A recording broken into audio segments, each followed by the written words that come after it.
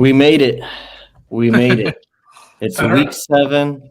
I know there's been a lot of injuries going on in the NFL. It almost happened to us. We almost had to take a bye week, but we made it a little late, but we're here. How's everybody doing? We talking about sports, back for another Sunday session. Justin, Ben, how are you guys doing? Yeah, I'm doing good, bro. Have the day off today, so gonna chill. Glad to be on the podcast. Better late than never. Got a little weather delay. We'll call it a weather delay, but we're on. We're rolling. Gonna get through these picks, through these fantasy topics before kickoff. How about you, Justin? I'm doing all right. We had a big UFC card yesterday, and a lot of the guys I was cheering for didn't pull through for me. So I'm hoping it's not that case when it comes to the NFL today. I hope the Cowboys can get me a win.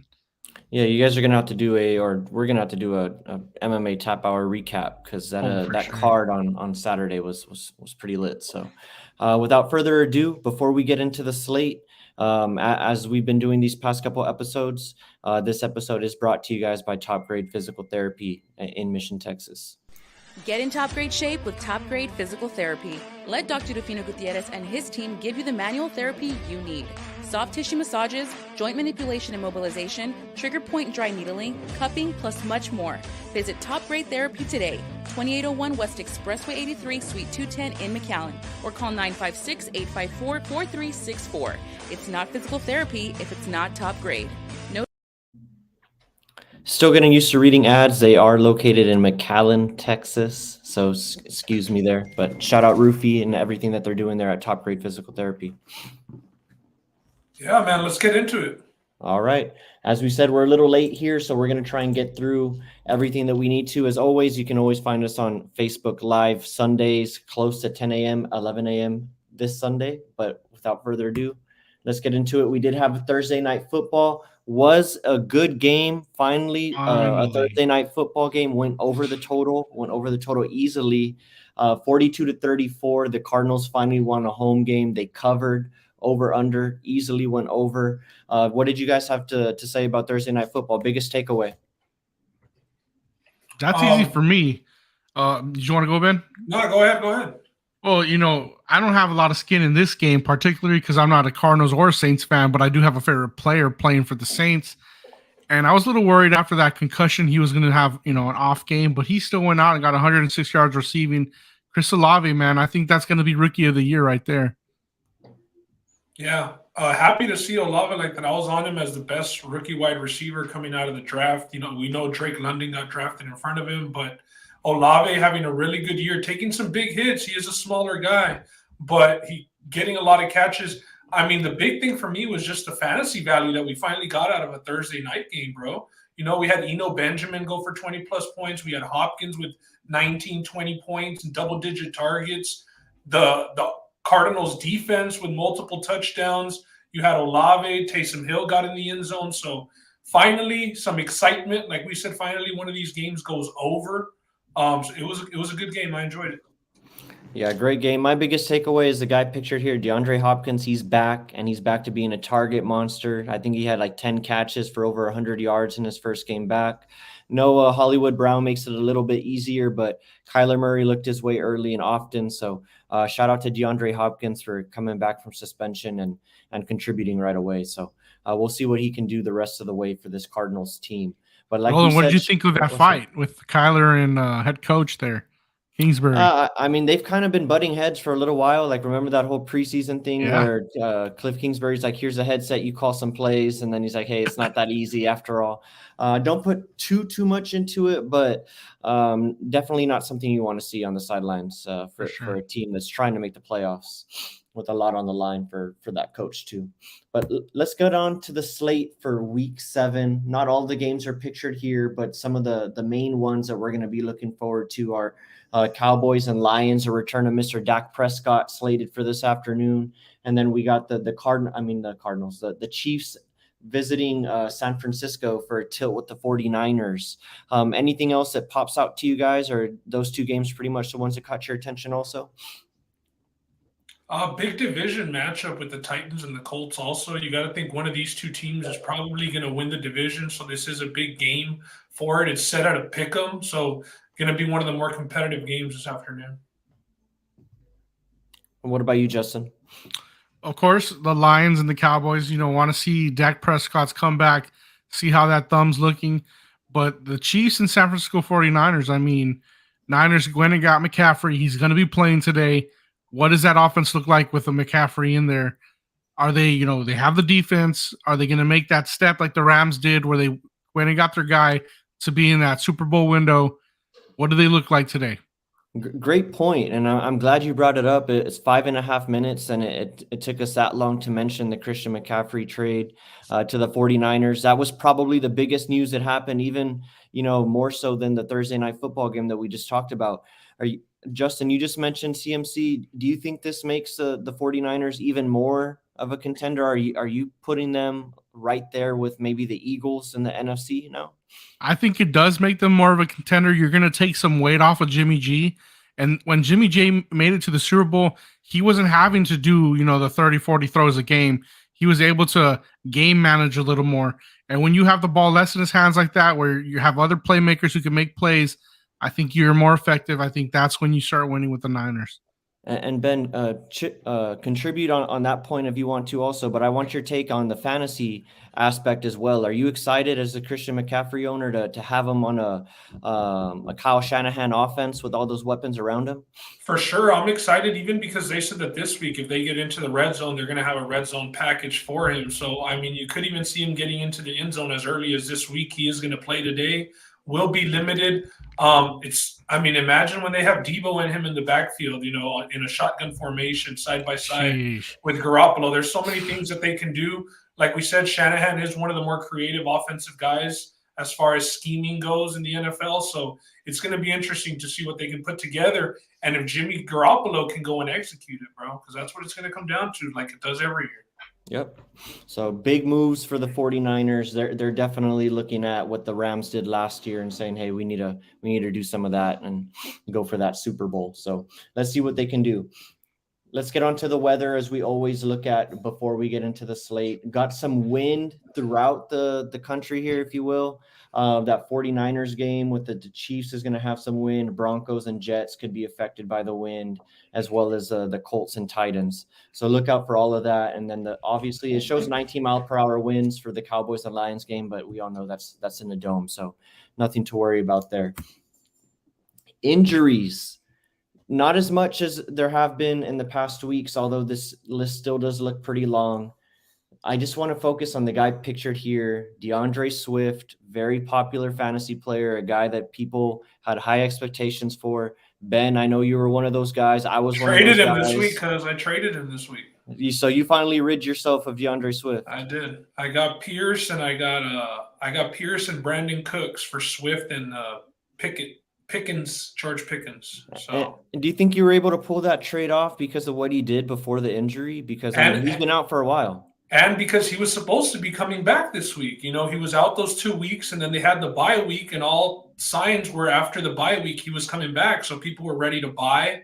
You know what I mean? And, hey, it worked out. He's injured. At least it worked out for me because he is out another game, and Damian Pierce has been an up-and-coming guy. So I would say so far it's a letdown for Swift, especially, with Williams stealing those touchdowns early in the year when Swift was available. Justin, are you disappointed in DeAndre Swift so far? Do you have faith that he could, have a healthy season? He hasn't shown us that he can, so I stayed away from him in fantasy. I know a lot of owners looked at him because he's going to be the guy this year, but I had to stay away, so... on this list, Roland, something that really is pointing out to me right now is that Elijah Moore mental, hypothesis? What is it called in the brackets there? This is the second week we've seen somebody with a mental break here. Is this like the future of the NFL? We're going to see more players taking. I don't know about the third player now.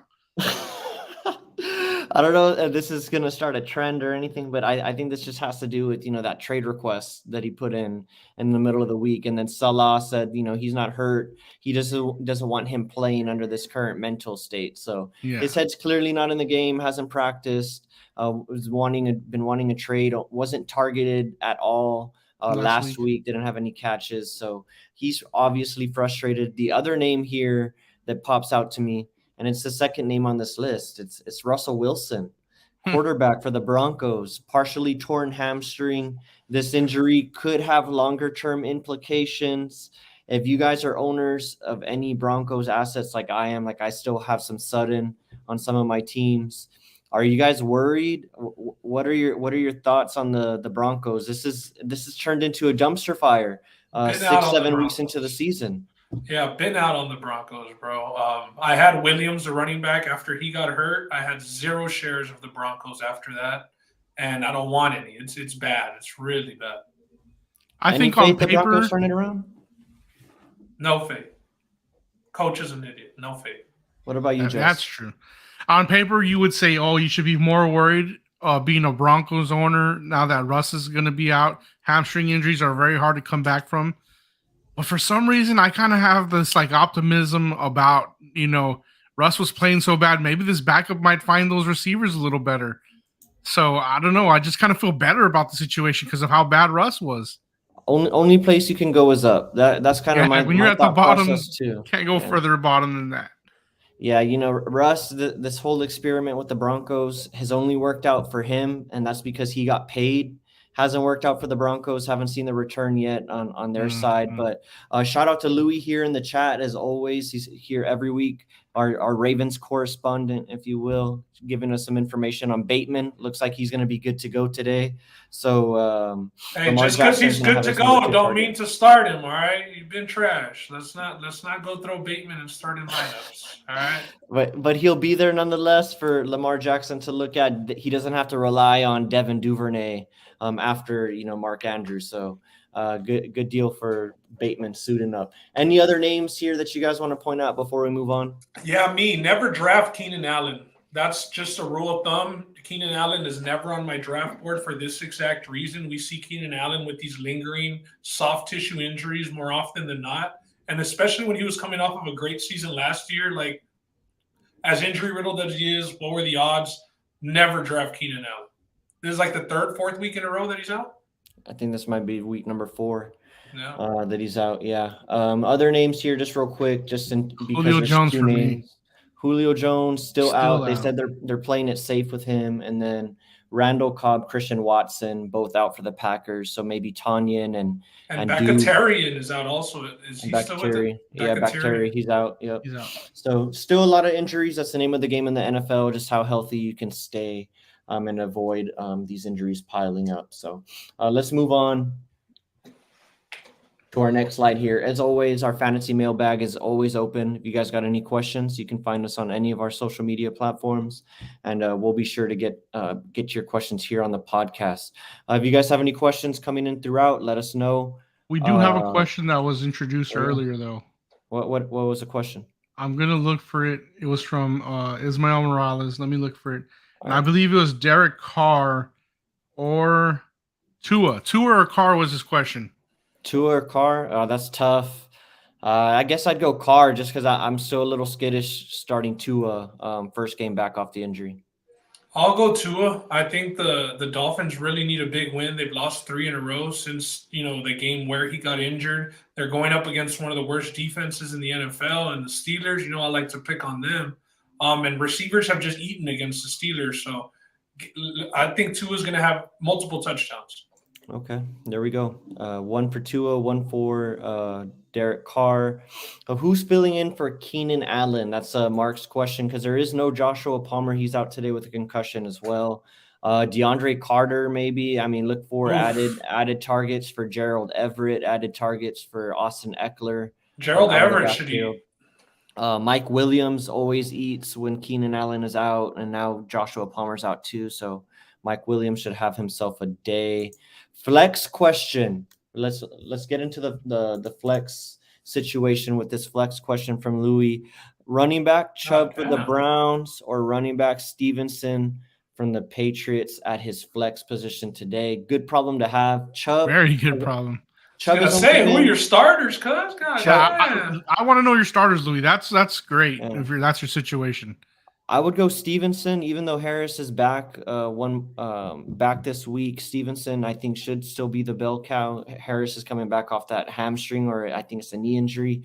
So they're probably going to play it safe, even though he's back. Chubb has only had 2 like running back 24, or like running back 2 or above finishes this year so far. So consistency hasn't been there for Chubb. So I'm going with Stevenson this week. I think it's Chubb, no brainer. It's Chubb. Chubb's the top 10 running back right now as far as fantasy rankings go. So I don't know who are your starters, bro. But yeah, give me Chubb. Good problem to have though. Might want to trade one of those guys and upgrade at another position. What about you, Justin? I'm gonna go with Chubb just because I haven't felt like the Ravens defense has been the Ravens defense of the past. So give me Chubb in this situation. I still think Chicago has some decent linebackers. Roquan's out there and might be able to stop the run a little bit.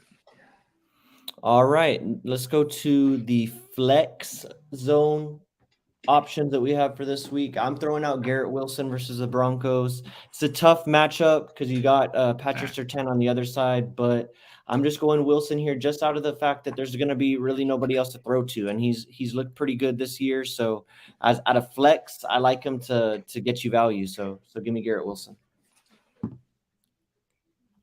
Nice. Yeah. And for me, I'm going to go with Travis Etienne. Been trending upwards, the past couple of weeks. Robinson has kind of taken a step back with his, big plays and touchdowns.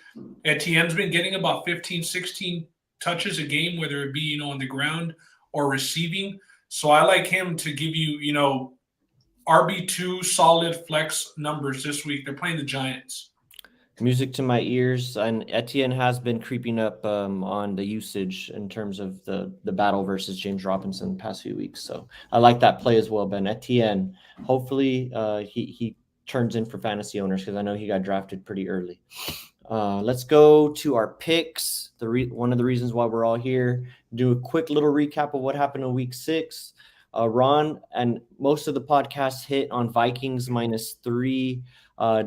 Cowboys +7 was close at the end, almost had that backdoor opportunity, but they ended up losing by 9. And Ravens -5 did not cover for Ron. Moving on to Ben. Ben had better fortune. You want to take us through your picks, Ben? And for your picks for this week as well? Yeah, the Bills were -3 against the Chiefs. That ended up, being a lot closer than I expected. But regardless, they got it done. The Vikings -3, like we had talked about on that early look on Monday.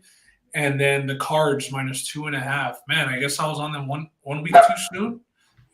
I should have waited till Kingsbury was on the ultimate hot seat this week. But yeah, Cards, big letdown last week against the Seahawks. Ben, let's talk about that Bills pick a little bit.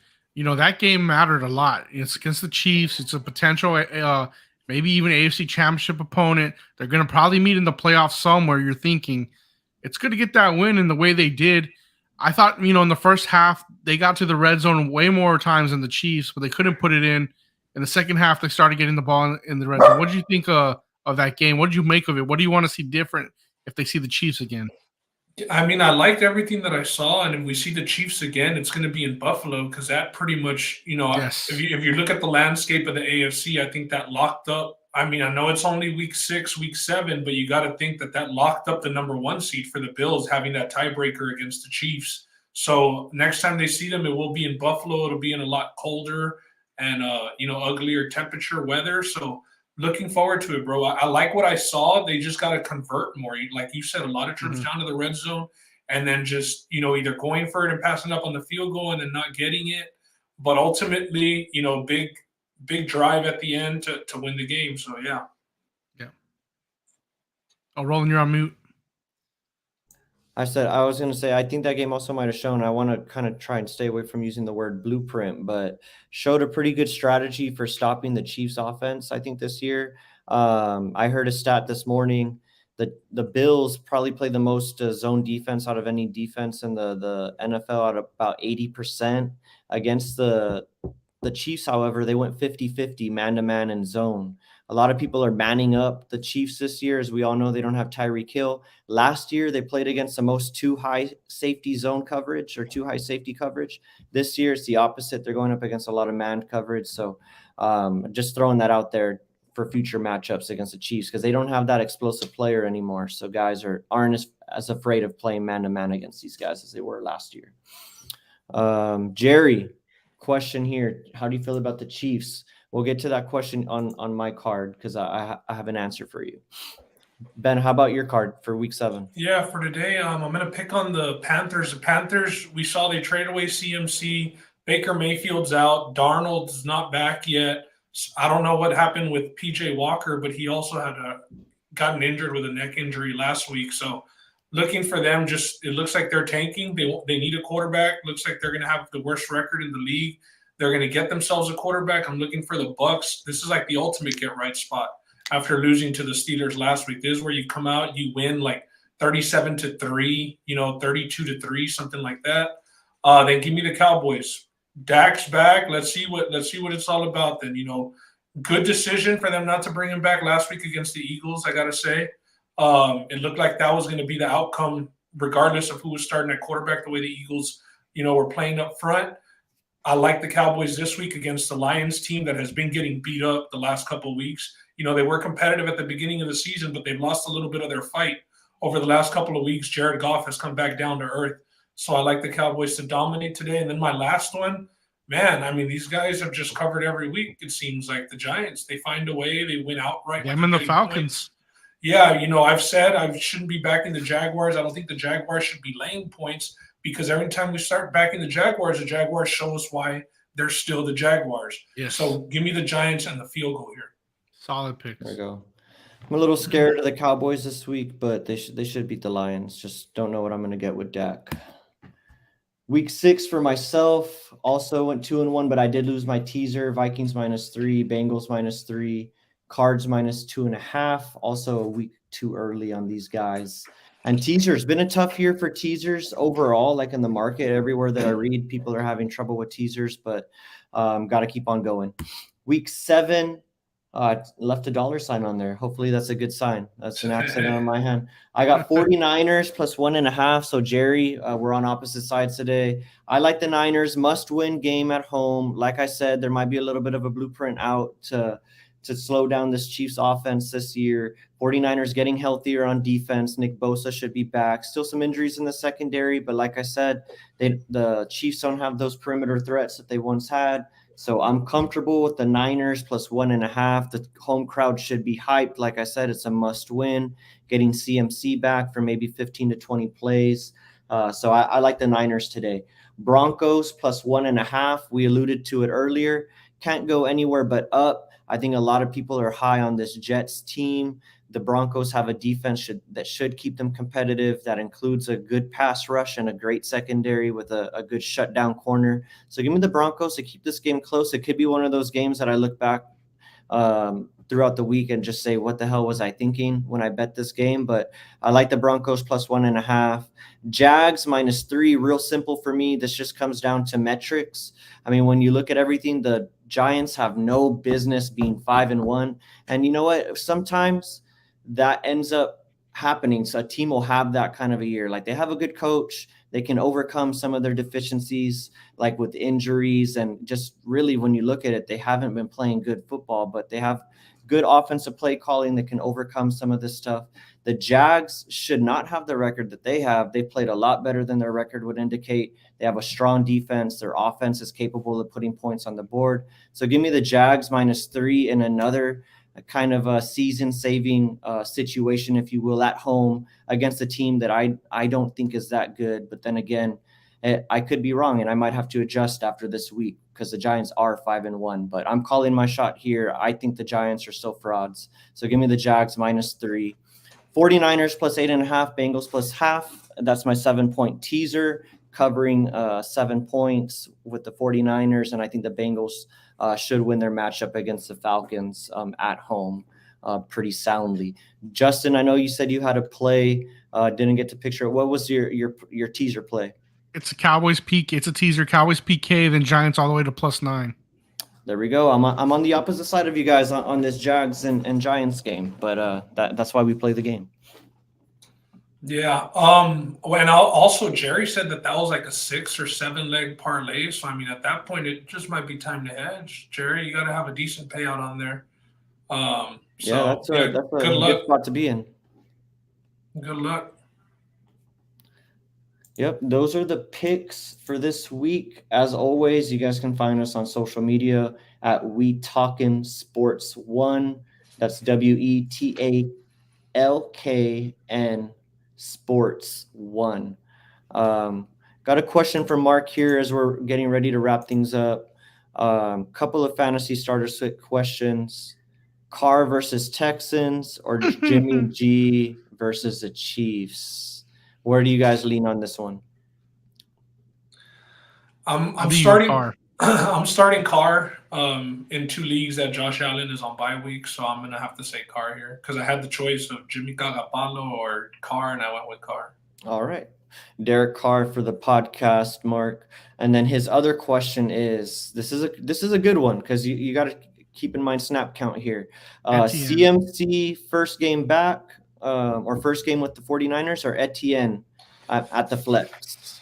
I'm going Etienne here just because this is the first week. You got to think, like you said, snap count. He will be a red zone option, so that's where you kind of think, oh, man, I maybe should start him because he's going to be a red zone option. But I don't think he's going to get you, those 80 to 100 yards today. I don't think that's in the playbook for him, at least. Yeah, I mean, Etienne was my flex of the week. I am starting CMC in a league just because, I don't have many options. But if I had the option of Etienne or him, I definitely would go with Etienne. You got to think, like we said, Etienne, 15, 16 touches a game. I mean, maybe CMC's ceiling is 10 touches. You got to think, they said that they'd have a goal line package for him, which is good. It's positive. You want to hear that they're looking to get him in the end zone. But if I had to talk about his ceiling of touches, I would say 10, 12.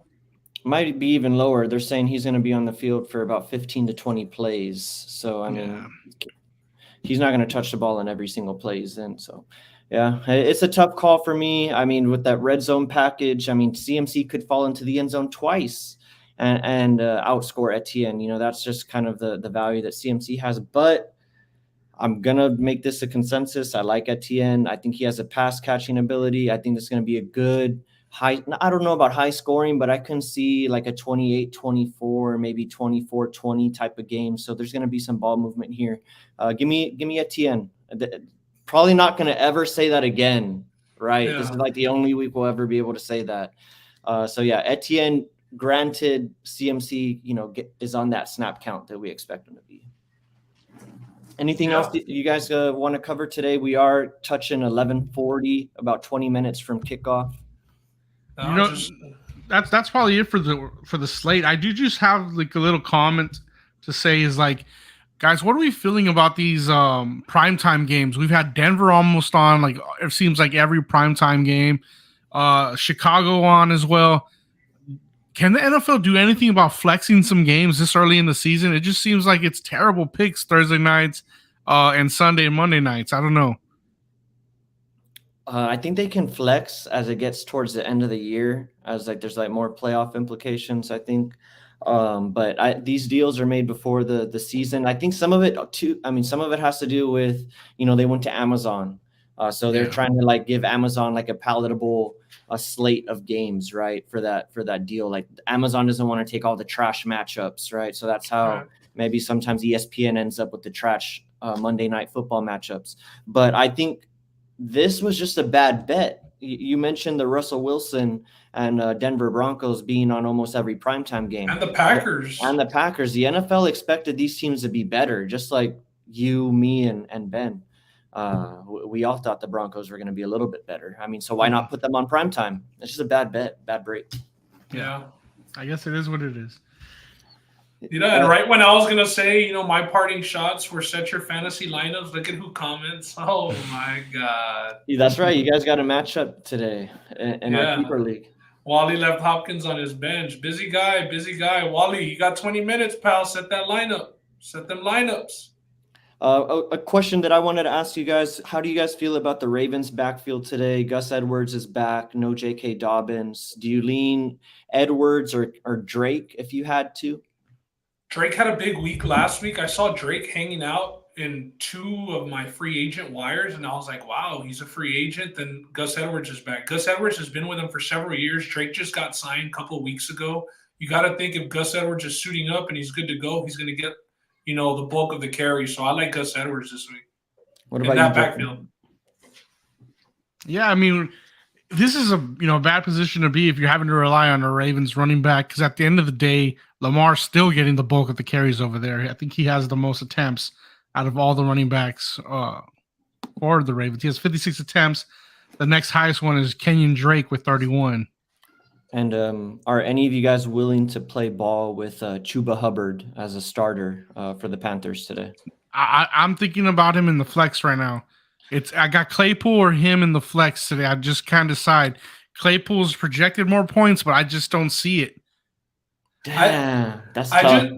We've seen Chuba Hubbard, and we've seen CMC out for a full season. Last year, Chuba Hubbard got his shot. They had a better quarterback. This year they're in the dumps. They're tanking. I just don't see what they're going to be losing. They're going to be passing. Maybe he gets some dump offs, but I think the ceiling is very low on Hubbard. They got a team total of 12.5 points, the Panthers, for that game.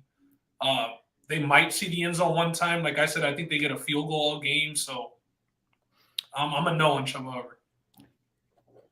Got a question here from Josh. He's looking to maybe trade Christian Kirk, guy that popped early in the season, hasn't had the good past couple of weeks. What are y'all's thoughts on Kirk? Waiting for him to pop again, maybe, and then sell him on a high, or you think he's got good enough value to get? I think that's what you look for.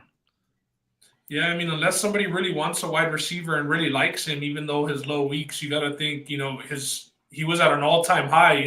Kirk. People were calling Kirk a league winner at the first start of the year. So now he's cooled off. You got to hope that, like Roland said, he scores, and then if he scores a touchdown and gets you 100 yards or 2 touchdowns, then you might fall back in love. So it's a tricky game. It just comes down to whether you believe in Kirk or not. I don't think he's a full season guy myself. I would trade him, but right now you're at an all-time low. Nice. Good question, Josh. And, we didn't spend too much time on this, but we are in the bye week season. It's a bye week blues, if you will. Ben, his team is on a bye this week. So as you guys know, there's no Josh Allen this week. Russell Wilson is hurt. Ben mentioned he's streaming Carr. You guys willing to maybe stream a Jacoby Brissett this week? Decent matchup, has been live. He's not bad. He's not a backup quarterback. What do you guys think? Jalen Hurts is another QB on a bye with a really good team and a starter every week. So yeah, with Hurts and with Allen out, those are guys that you normally don't have a backup QB because you're starting them every week. So now you're going into the waiver wire and digging. And the Geno Smiths of the world are gone because they got scooped up a week or two ago. So now you're lucky if Matt Ryan is out there. Carr, Brissett would be at the end of that list. I kind of like what the Colts have done, though, in saying, fuck it. We really can't run the ball that well, especially with Taylor, a little hampered. And they've just been airing it out. And Matt Ryan has had some pretty good weeks the last 2. So Matt Ryan would be my top streaming option if he's not picked up. And then I'd go Derek Carr. I don't hate the Jacoby Brissett look. You don't hate Jacoby Brissett. Would you be willing to play ball with Marcus Mariota? Or are you staying away from that guy? That one's tricky, man. That offense has been moving. It's tricky. I think I don't have them losing today to the Bengals. Could be a high-scoring game, but no, I'm out on Mariota. Okay. Just wanted to throw those names out there since, like I said, we are starting the bye week season, and this week hit us hard because, like Ben said, there's Jalen Hurts and Josh Allen both out, both guys that you really don't plan for being out because they're your studs. Edgar says stream Jimmy G also. Another scenario where maybe you think they got to score points to hang with the Chiefs, maybe like first to 20, 27, 28 wins that game. So maybe Jimmy G's a decent option. Jimmy G, and then lastly, I'm just throwing this out there. Anybody willing to take a chance with Kenny Pickett? Nah. No, not yet. Hasn't shown enough to be considered as a streamer yet. Nah. Shout out to him though. He won a game without throwing a pick. So all right. Well, he's got a decent matchup against the Dolphins, who could have a hampered secondary too. So just wanted to mention his name. Shout out to everybody that showed up in the comments today. Know we came on late, but as always, thank you for coming out and showing support. Any parting shots that you guys have? We are 12 minutes from kickoff. No, man, just have a good Sunday, everybody. Yep. All right. You guys take it easy. Thanks for joining us again, and we'll be back next week. Peace. Peace.